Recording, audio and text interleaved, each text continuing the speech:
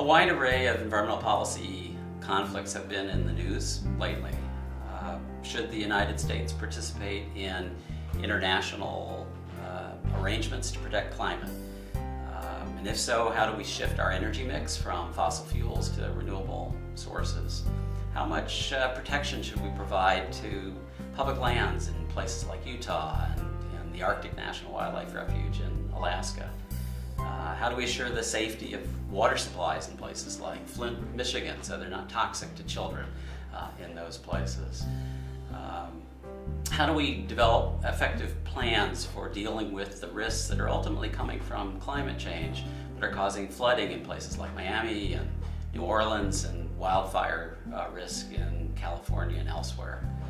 The environmental policy and planning track aims to equip students with the skills to work on these and other kinds of issues. Well, the major distinction with policy schools and planning schools that are not connected to a specific issue like environment and sustainability is that in those programs you learn a set of analytic tools that they presume you can apply to any issue areas: environment, defense, health, transportation.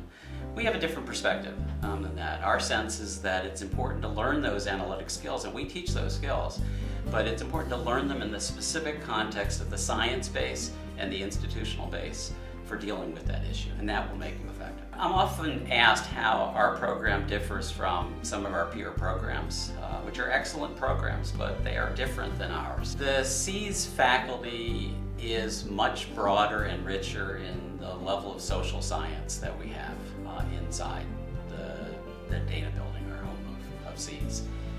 We have individuals representing different ways of understanding human behavior and decision making, from the individual level to the organizational level to the institutional level.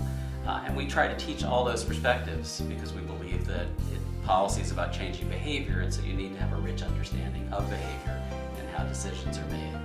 Most of our peer institutions have political scientists and economists, and they don't in fact extend to that broader array of understanding of human behavior. So we provide, I think, a richer, more robust way to understand policy.